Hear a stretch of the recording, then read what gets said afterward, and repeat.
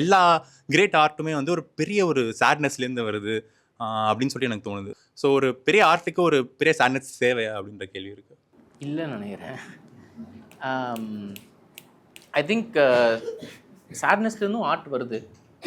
பட்டு ஆர்ட்டுன்றது அடிப்படையில் எக்ஸ்ப்ரெஷன் தானே. நம்ம சோகமாக இருக்கும்போது மட்டும்தான் நம்ம எக்ஸ்ப்ரெஸ் பண்ணுறோமா? இல்லை, ஆர்ட்டுக்கு எந்த ப்ரீ ரெக்வசிட்டும் இல்லைன்னு நினைக்கிறேன். யார் வேணால் எப்போ வேணால் எப்படி வேணால் ஒரு நல்ல கலை படைப்பை படைக்கலாம். இது எல்லாமே வந்து இப்படி இருந்தால் தான் பண்ண முடியுமா? Great art comes from great suffering அப்படின்னா அப்புறம் அப்போ ஜாலியாக இருக்கிறவங்கனால ஆர்ட் பண்ண முடியாதா? அப்படிலாம் கிடையாது. ஜாலியாக இருக்கிறவங்க நல்லா ஆர்ட் பண்ணுறாங்க.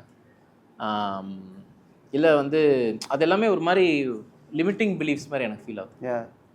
அப்படிலாம் இல்லை. The same with drugs also, right? ஆமாம். போதை இருந்தால் தான் நான் எழுத முடியும் அப்படிலாம் கிடையாது.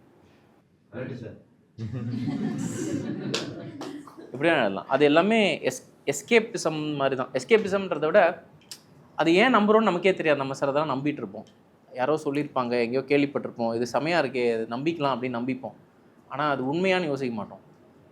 அந்த மாதிரி ஒரு விஷயம் நான் ஃபீல் ஆகிறேன். இவர் சொல்லுவார், பேர் மறந்துட்டேன், ஒரு ரொம்ப ஃபேமஸான ஒரு ஜாஸ் சாக்ஸோஃபோனிஸ்ட். அவர் வந்து சொல்லுவார், அவர்கிட்ட இந்த கேள்வி ஒரு இன்டர்வியூ கேட்டிருப்பாங்க. They say that great art comes from great suffering அப்படின்ட்டு அப்படிம்பாரு.